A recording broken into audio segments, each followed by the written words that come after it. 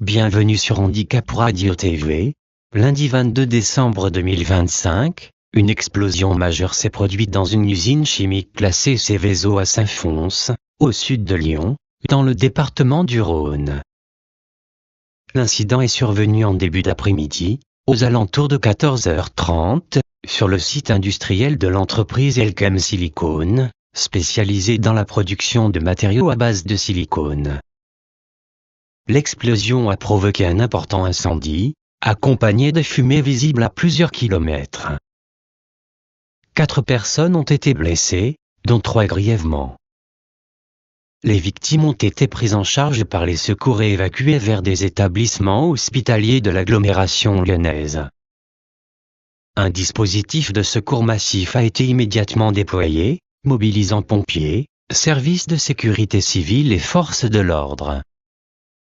Le plan Orsec a été déclenché par la préfecture du Rhône afin de coordonner les interventions.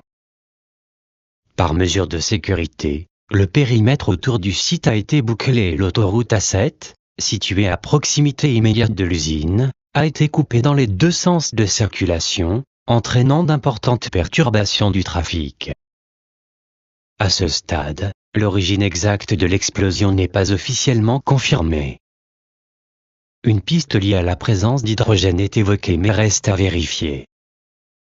Une enquête a été ouverte pour déterminer les causes précises de l'accident industriel et évaluer les éventuels impacts environnementaux. Sur le plan international, une évolution diplomatique est évoquée entre Paris et Moscou. Le président russe Vladimir Poutine a déclaré dimanche 21 décembre se dire prêt à engager des discussions avec le président français Emmanuel Macron, sous réserve d'une volonté politique commune. Cette déclaration intervient dans le contexte de la guerre déclenchée par l'invasion à grande échelle de l'Ukraine par la Russie en février 2022.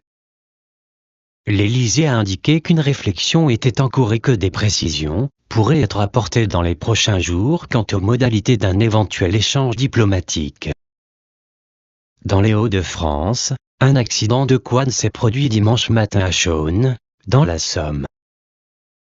Peu avant 9h40, rue Le Mont, à proximité de la mairie, un homme de 35 ans a perdu le contrôle de son quad, qui s'est retourné. Les pompiers sont rapidement intervenus pour lui porter secours. Blessé, le conducteur a été transporté à l'hôpital d'Amiens. Les gendarmes de la communauté de brigade de Chaulnes-Rosernel ont constaté une alcoolémie positive lors des contrôles effectués sur place. Une enquête a été ouverte afin de préciser les circonstances exactes de l'accident. Toujours dans la région, à Sermoise, un homme sexagénaire a perdu la vie à la suite de l'explosion de son domicile. Le drame s'est produit vendredi 19 décembre, rue des Vignes. La violence de l'explosion a entraîné la destruction partielle de la maison et son effondrement. Les secours n'ont pas pu sauver l'occupant.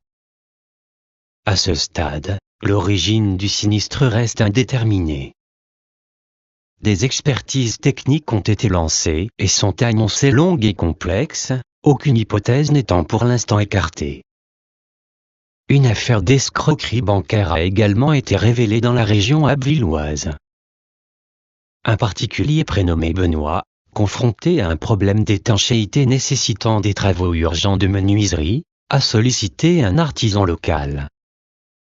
Après réception d'un devis, il a reçu un courriel comportant un relevé d'identité bancaire demandant le versement d'un acompte de 2 378 €.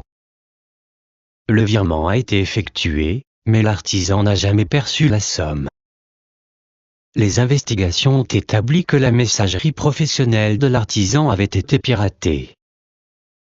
Les fonds ont été transférés sur un compte bancaire domicilié à Troyes, dans l'Aube. Un jeune homme de 27 ans a expliqué aux enquêteurs avoir communiqué ses identifiants bancaires et sa carte à une connaissance surnommée Joe, pensant lui rendre service. Une procédure judiciaire est en cours afin d'identifier l'ensemble des responsabilités et le circuit exact de cette fraude.